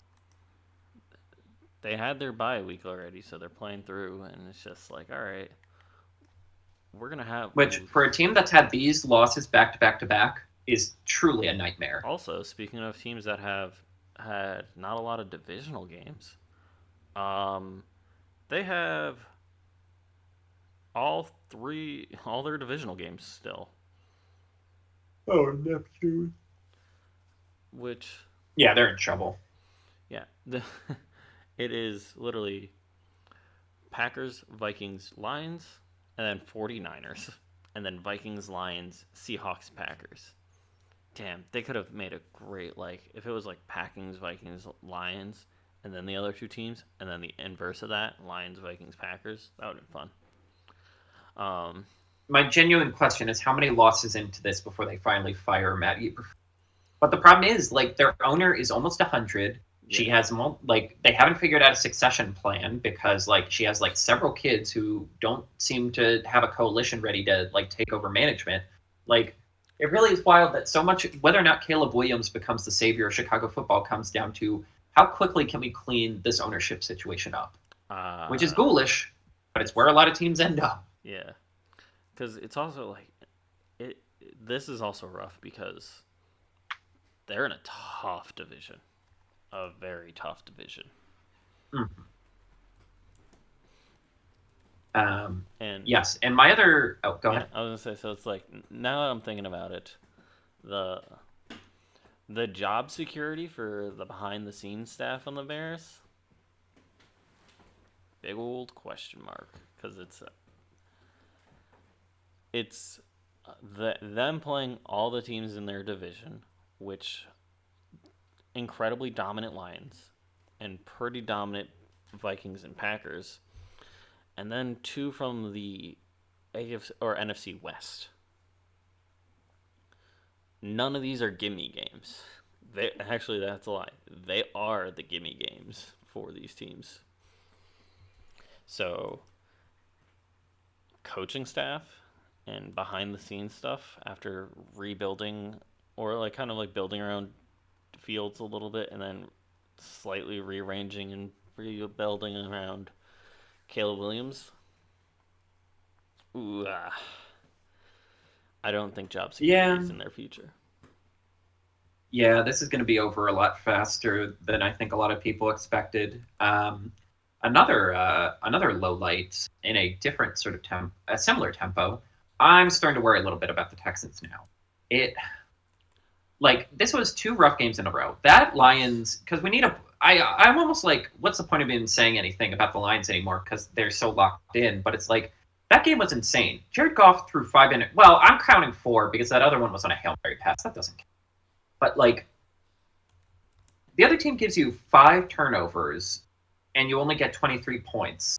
Like, the Lions genuinely seem to be willing to hand you this game and you weren't able to take it. And again, it is similar to what I was saying with Caleb of like, now I'm starting to worry a little bit about scar tissue because we talked about the offensive line inefficiencies. We talked about their inability to get the run game started. And now you're seeing a little bit with Stroud, that thing where it's like, even in a clean pocket, he's a little jumpy, that he doesn't trust necessarily what's in front of him. And all it takes is for that to persist for a couple weeks, and it really screws up what is like a promising young career. I think one thing, I mean, the good news is Nico Collins is coming back. That's why I'm a little more optimistic for them than the Bears, because it's like, well, the Bears can't add anything. Yeah. Losing Nico's and Stephon Diggs is huge losses, but getting one back is a gain again. Yeah, and like at the end of the day, they will they'll probably make the playoffs. Their division is terrible, but I do think basically this next couple weeks just decides: do we keep the course with our current offensive coordinator Bobby Slowick? Do we keep this basic structure in? Because again, getting Diggs was like a win now mode, but because the offensive line is so bad, now it's like, okay, maybe we do have to rebuild a little bit. Like, the window is so much trickier now because it's like, all right, how quickly can we rebuild an offense while CJ Stroud's still cheap? I'm not, again, as long as... Are we at the time where Carter's computer starts crapping out? CJ Stroud's there, I'm not overly worried now. Yeah, and on the other end of the spectrum, you already gave your staunch defense of them. So, my only other low light, I didn't even bother bringing up the Cowboys because, again, what can we say about the Cowboys other than the light thing is insane? Again, remember, I'm just reticent to remind everyone. Yes, so if you're not familiar, basically the light thing is the Cowboys designed their stadium so that at like 5 o'clock, the time most of their games are, the sun is violently during daylight savings right through the window, causing people to drop passes and not complete passes. Jerry Jones went on a tirade about we've always known where the sun is. This was a part of the plan. People know where the sun's going to be a year in advance, which is not true. We know well in advance thanks to various sciences. Why isn't anyone talking about the moon? And I think it's really important to remember that he's older than Joe Biden. Hold on. Again. Hold on. Did he literally say, why is nobody talking about the moon? Yes, I swear to God. Why isn't anyone asking where the moon is? Yeah, again, it's almost like when you reach a certain age, it's not ageist to, all right, you can't handle this very important. We're taking the car keys away. This is too important. Yeah, I saw... You hit a mailbox. We're going to have to, we'll drive you around now. I saw a thing of, it was all the NFL stadiums and their relative orientation of from north to south. And so to picture it as a clock, north is 12 noon, south is 6 o'clock, west is 9, east is 3. Almost every single stadium out there is some form between 11 and 5 or 1 and 7, very, very northern. And the Cowboys are very distinctly 3 to 9, completely perpendicular to every other stadium. Almost every other stadium. I think there's a couple others that are close-ish, but they also, if I remember correctly, they also have things to compensate for it, as opposed to them, where they have these big, gorgeous windows that Jerry Jones doesn't see as a problem. Well, you know what it is? It's the argument of, why do people think they're stronger than the fucking sun? Well, it kind of ties into a lot of stuff I've said about rich people in general, because people talk about God, why are rich people so obsessed? Why do you have to be a billionaire? Why do you have to, you'll never spend that much money and you're making the planet worse. And it's well, at some point it's not a greed thing, because a part of greed is self-preservation. At some point you'd be all right, this is too much. I have to spread the money around. Again, JP Morgan at some point did go wait, am I actually going to go to hell? And donated a lot of his money at the end of his life. But it's a idea of you are actually built different. You are actually some kind of chosen one that lets you think, I'm better than the sun. This is smart. I'm the smart one here. Like, it doesn't matter. If they can't see through the sun, that's their problem, not mine. He threatened to destroy... He straight up was like, why don't we just blow up the stadium and start over? Which, again, I hate to keep bringing up Biden in this dark period in American history, but, like, there was an interview, like, the interview he did Tuesday, one reporter just goes, like, hey, do you think, like, what are the chances you'll be able to get the ceasefire deal you wanted before, the administration changes? And he just whips and goes, what are the odds you're going to get hit in the back of the head with the camera behind you? And I'm like, it's just that obstinate old man energy is destroying this team. I should have been more bullish on the Cowboys sucking, but I thought between Dak, between Lamb, between the defensive line, I thought they'd at least squeak to like 9 wins and like make the playoffs, like franchise competency. But no, now it really is like mad old King Lear screaming about the goddamn sun, as if it's everyone else's problem that he chose to build the stadium like this. This is his baby. This is his passion. This was his passion project for 3 fucking decades, and he chose to make it like this. Clouds. He's Grandpa Simpson. Yes. Yes, exactly. Again, it is just like it is so much of our discussion about what's gone wrong with the world. For Simpsons fans, Jerry Jones is a combination between Grandpa Simpson and Hank Scorpio. There. Tell me I'm wrong. With a hint of Mr. Burns. Like and I don't even want to laugh as much as I'm laughing, because it's kind of unpleasant to watch a man deteriorating in front of our eyes. But at the same time, it's like, whatever. He's a billionaire. None of this hurts him anymore. He's immune to hurt. Like, at some point, you make enough money where you're immune to hurt. Like, nothing any of these reporters say can really harm him in any meaningful way. But I think someone just summed it up the best of, like, at the end of the day, Jerry Jones, like, why are the Cowboys like this? Why did Jerry Jones let this happen? Wasn't this supposed to be an all-in year? And at the end of the day, Jerry Jones is, and the NFL as a whole, are much less interested in the Dallas Cowboys being a winning NFL franchise as they are in them being a revenue machine. Like, they show every Sunday, they show, like, they do the Black Friday-esque gate opening to the stadium, and people are, like, tripping over each other. They're, like, sprinting. Bless you. Thank you. And it really is, like, yeah, this, like, as long as that's a thing, as long as they can roll out these poop-tastic teams and not have that go away, that's what the NFL wants them for. The Dallas Cowboys are a billion-dollar money machine for the NFL, even when they're bad. They bring in eyes, they bring in discourse, they bring in merch, they bring in, like, international eyes because they're well-known. Like, hell, that's a part of the reason why they finally turned on Dan Snyder, because, like, multiple cities refused to build a new stadium for the Commanders, and the NFL's like, hey man, this is like a $10 billion drop for us. We kind of need this, so you're gonna have to get out of the way so we can have our money. Like, it's just embarrassing. I mean, it's sad, but I at least appreciate that now we have a meme from it. If you're gonna be sad, be memeably sad. Yeah. Why isn't anyone talking about the moon level sad? And I assure you, Jerry, I talk about the moon all the time. I wanted to get into astronomy for the longest time. Oh man, God, I need that. That's an April Fool's episode. All we talk about is the moon. Is this this season's version of Jonathan Cannon's "Where Are My Killers At" speech? Yeah, but that actually rallied the fucking team. Oh, it did. I'm imagining, but it's like there's a reasonable chance CeeDee Lamb just jumps off a building. Oh yeah, with a blatant miss of a catch because the sun was in the way. Like, he wasn't even close. But is this gonna be my new thing that I just bring up, where it's just like I'm looking for a meme moment and I'm gonna put in instead of "Where My Killer's At," it's gonna be. But what about the moon? I just like it's gonna be like a real rainy game or like a snow game, and it's like, man, how much of an impact does the snow have on the field and like when they're playing? It's like, but what about the moon? How much of an impact does that have? Oh, right. We weren't even supposed to talk about this that long. The actual low light is Joe Flacco kind of the Joe Flacco thing's kind of fucked up now. He threw like 3 interceptions, basically handed the Bills the game, and the Bills were not playing well. Richardson's back. Truly a nothing of a 2 weeks for the Indianapolis Colts. Whatever. The sun thing's funnier, so let's just lock in on that.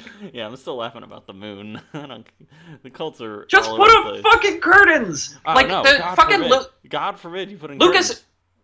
And Lucas Oil Stadium has those really nice windows that open and close depending on the weather. It's not that hard. It's not like it doesn't ruin your vision, they man. also they also have things that block them for concerts and other events. Which is the whole. That's the funny thing about turf too. Like the whole reason we do this stupid turf is because. Well, no, because the grass is like you can't lift and move the grass out of the way, and if you do, it's a lot harder, and you got to do all this like maintenance work. Whereas like turf, it's literally concrete under it. You literally lift it up, move it, and then you can have a concert without destroying the field. And like that's why they're never going to change because like for all of these. Like the reason why all these billionaires got into like the second wave of owners, like most of the old guard owners are gone, other than like Pittsburgh, and like one of the reasons why that happened is because all these billionaires, like in a lot of ways, the actual teams are like carrots, and the stadium is the ranch. You're just getting the carrots so you can justify having ranch, and like because you know what the best example of that is in the NBA, Dolan, or Jim Dolan. I always forget which J it is, but he's very annoying. He's like a music guy. Yeah, he cut his teeth in like music production stuff. He loves music, and he wanted the Garden. He wanted Madison Square Garden, and a part of the deal was he has to own the Knicks and he has to own the is it the Island? No, Rangers. Rangers. I always forget which one actually plays there. Yeah, and so he just owns these two sports teams that he's only somewhat interested in because he wants concerts. He wants to hang out with Bruce Springsteen. He wants to have Beyonce there. He wants to have Charlie XCX or whatever. Like, that's what, again, the stadium is the revenue machine. The teams are just an accessory. And Charlie XCX or Bruce Springsteen. Sorry, let's just play. Whoa. Bruce Springsteen is so brat. Only styles from this election is I never have to hear that shit again. And the trad wives will go away, but that's me editorializing. Anyway, what the fuck were we doing? Oh, notable note. Okay, so I mean, a lot of different stuff happened. I do think we'd be remiss if we didn't say Dak is already confirmed to be out for the rest of the year, and most likely Trevor Lawrence is out for the rest of the year. Honestly, good decisions on both. Make business decisions.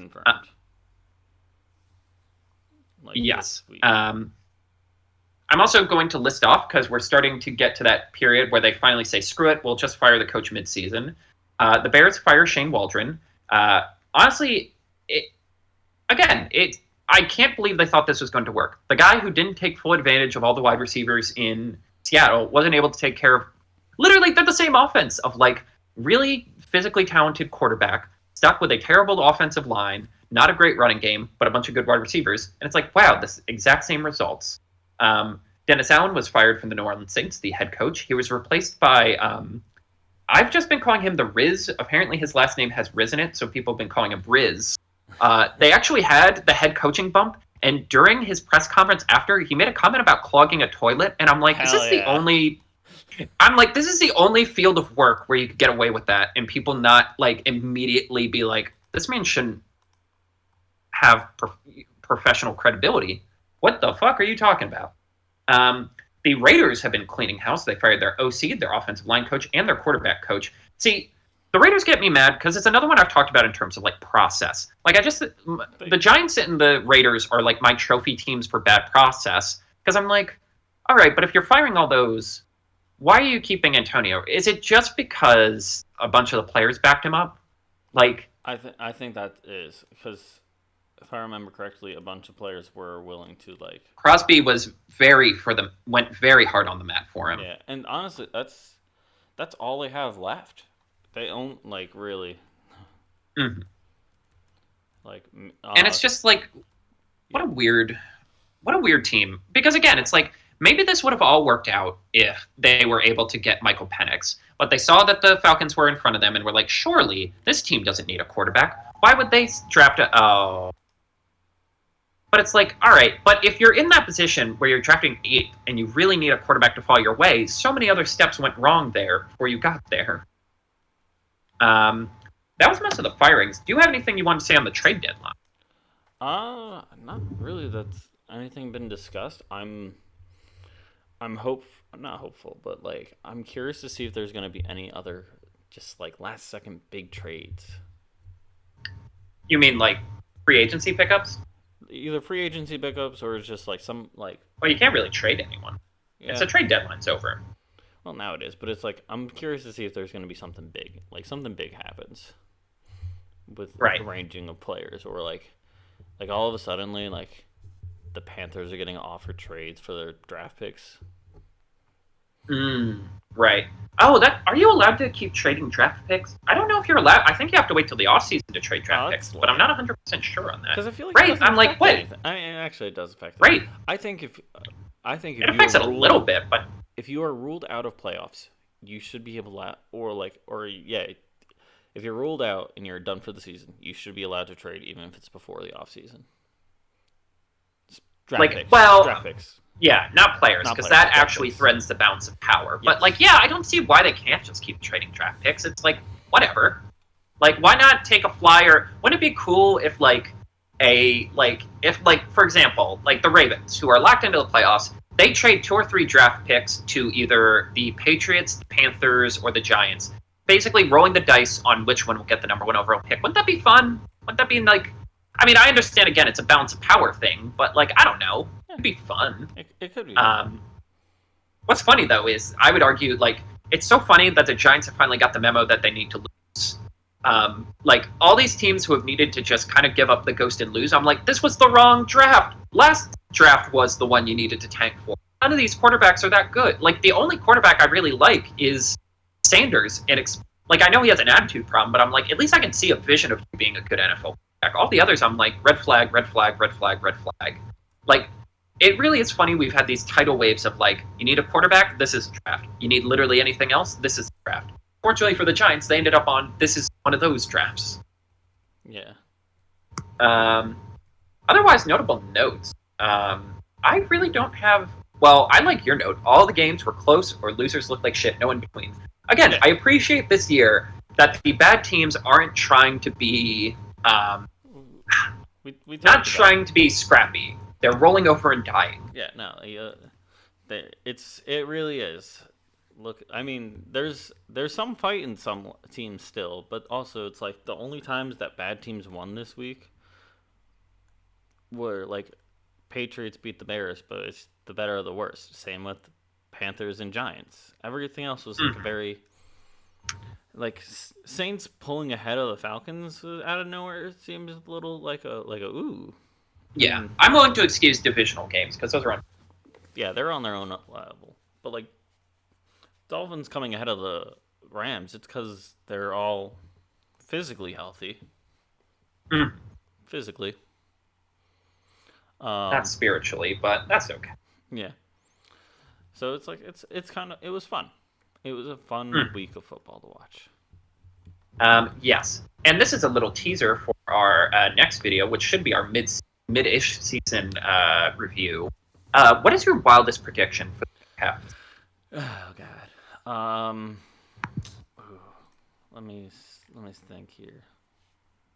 Right, this is like actually kind of a big question.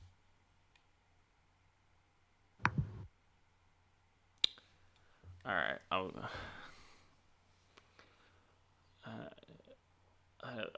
I'm trying to justify also the balance of like not jinxing anything, but I think I like this take. 49ers get knocked out of the playoffs picture. That's pretty wild because they still feels like they have the inside track, but I like that one. Yeah, they're against some solid teams. I can probably think of some of them more wild if you'd like. Nah, we can save the real wild one. This will be a teaser for mid-season. Yeah, for to keep it in the realm of teasers, I'm not going to explain why. Yes. Well, it's funny. I was looking at a very similar one, and I'm torn between two. But here's what I'm going to go with. I think the Dolphins still make the playoffs. Ooh, They got nothing to lose. Who's to say what my thoughts on that are? Because that's for the next video. Yes. Yes. So let's get on to next week, shall we? Yep. So for the big games, as you've listed them, Yep. Washington versus Philadelphia, which we've already seen because our schedule has been absolute chaos. We won't say a word.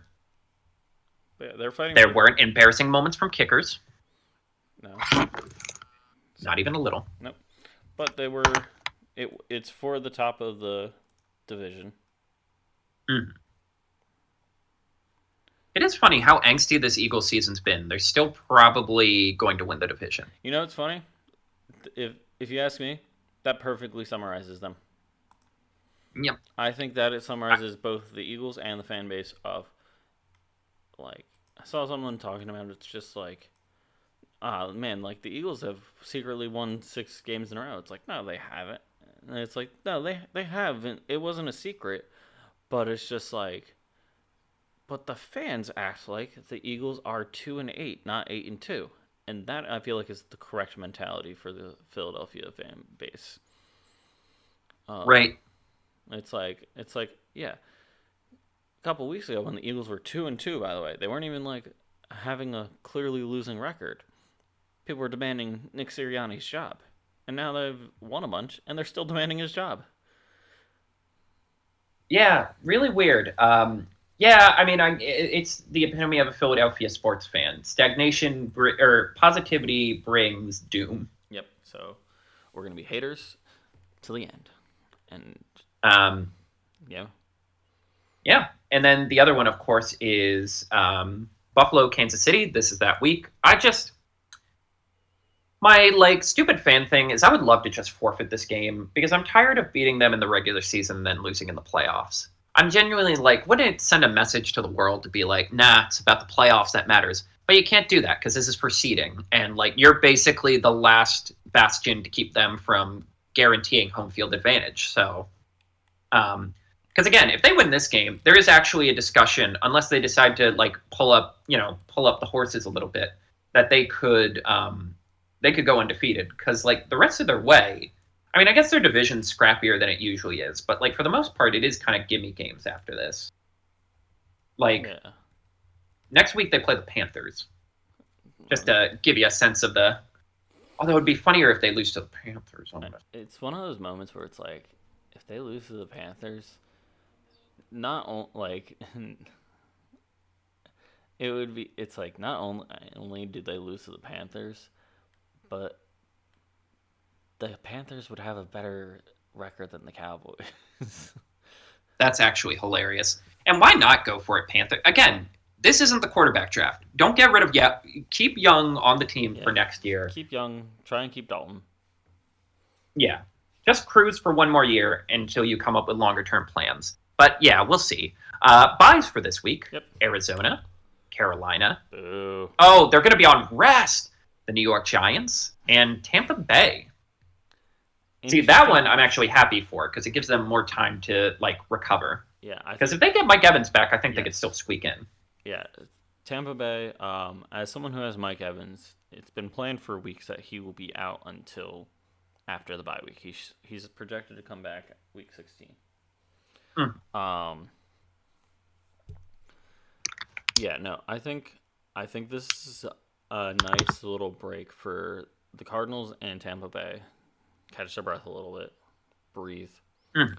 And I think this is for Carolina and the Giants to figure out what do they want to do? Where are they going to go? Like, they're obviously, like, them winning out is a very slim chance. I don't know the Vegas odds on it, so who's to say?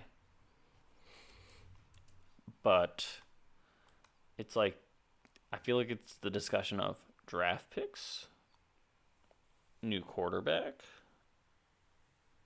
offensive line, how they want to work for the and what they want to aim for, or if they just want to fire everyone and start anew.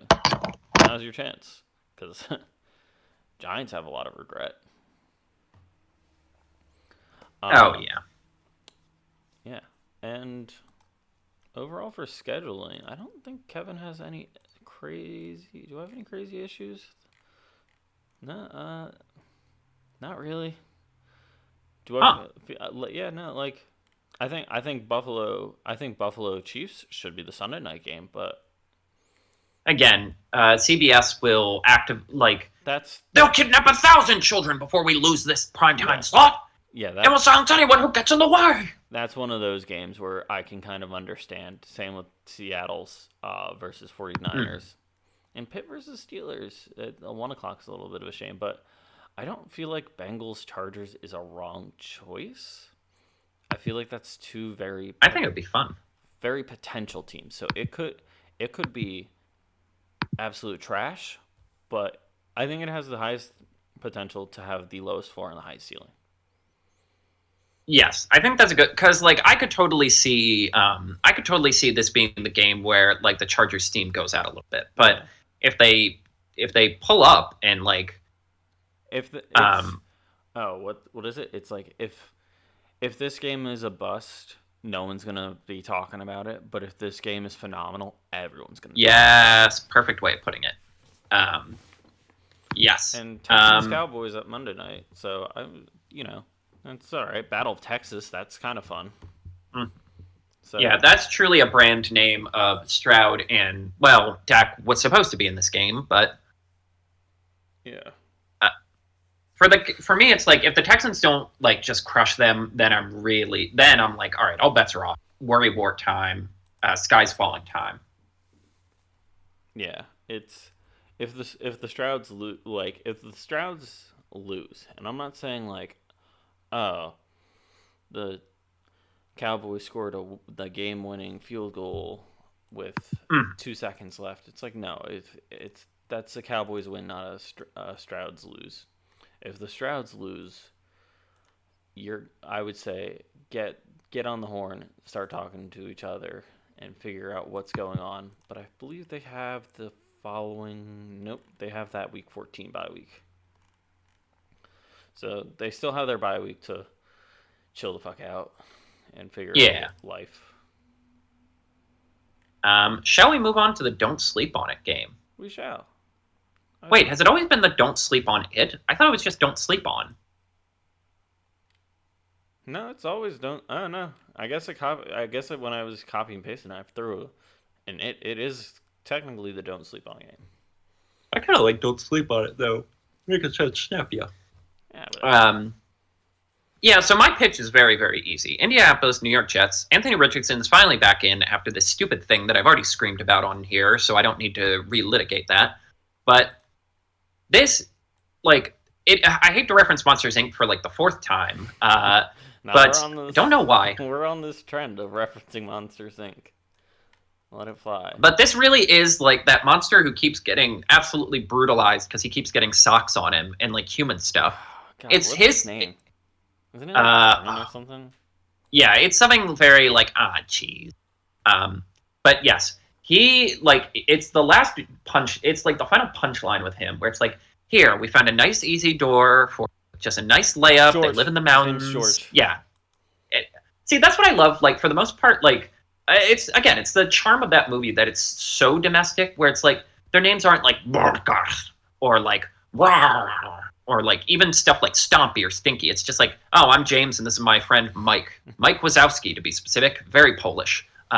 Like they just have the normal ass name. Again, it's the joke with Bluey too, or it's the reverse of the Bluey thing, where I like that in Bluey they all have dog names, not people names. Here, I like that they all have people names, not monster names. But anyway, like this is his like, okay, this should be easy. The New York Jets defense has sneakily been kind of diarrhea this year, especially post Salafire. They can't stop the run to save their lives. If there was going to be a game where you show why they should have stuck with you, because you elevate the running game, you are our best option for splash plays.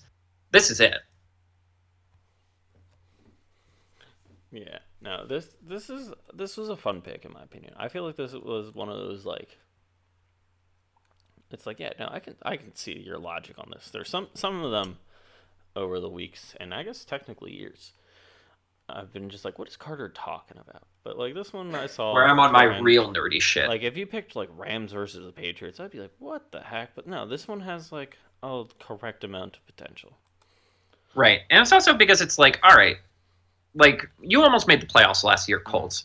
Are you the tier that's on the cusp, or are you way worse than we think you are, and you have to like regroup and rethink everything? Yeah. No, because they fought to the end of last season, and Mhm. it's gonna be it's a pacer. It's a pacer to see how much because they were like last season potential. They both had very highs going into the season and stuff, but they fell apart in different ways and in opposite weeks. So it's kind of like let's see how these like hyped up teams should be doing. My pick was, I feel like, very interesting, a little bit of an interesting choice. Falcons Broncos. Yes, I actually really like this one. It is a two very middle of the pack teams, both with playoff playoff potential, especially in a like a wild card capacity, Mhm. and it's solid. It's solid. Yes. Like there are also two teams that I feel like have really hit their groove. Like I said, Broncos. They might not be winning a lot of games, but I feel like they're starting this new culture there, Mhm. where like especially with like Bo Nix too. I feel like he's going to help lead. It might not be a new age of Broncos, but it's going to be a very cohesive age of Broncos. And then Kirk Cousins is just unleashing the weird in Atlanta in a very Kirk Cousins way. Yes. So yeah, plus it's competing with the Seahawks, 49ers, and the Chiefs Bills spots. It is the time slot alone has so much competition. Right? No one's going to notice this game, and it'll be like a real barn burner, like 21-20 game, and people are like, wait, when did this happen? Yeah, it's gonna be like that exact situation where it's just gonna be like because it's gonna be showing Christian McCaffrey highlights, Patrick Mahomes highlights. And then like Patrick Surtain's going to get a cool interception. Yeah, Kyle Pitts is going to run over two people as he sprints to the end zone. You're going to like, dang, that game looked kind of fun. yeah, and then it's like 4 o'clock. They're like Bills game and Seahawks game are both at halftime somehow, and then it's just like, all right, I guess I'll watch the Falcons on Red Zone, and then it's like 33-33 in the first half, and it's just like, what is happening? What is Hmm. this game? Yeah, that's. I feel like Yes. it's more of the what is this game potential. Yeah. I definitely think this is a sneaky good one. It is a very kind of loud, good offense versus a quiet, good defense. I can roll with this. Hmm. Yeah, neither of these are like the standout star games. Mm. It's Um, yeah, I think it's all time to right. send us home, Carter. Yes, 2 hours in. Good Lord. Thank y'all for listening. We had a very fun time finally getting back to you all. These 2 week ones are always a little loopy in terms of just sheer volume. But the next time you hear from us, it should ideally be our midish season report, where we'll give some thoughts and feelings about all of the major happenings this season, some of our favorite plays, some of our favorite moments, and our bold predictions for what you can expect as the final leaf drops and an old man winter begins to terrorize your football fields. But until then, I'm Carter. I'm still not as talented as Eminem. Have a football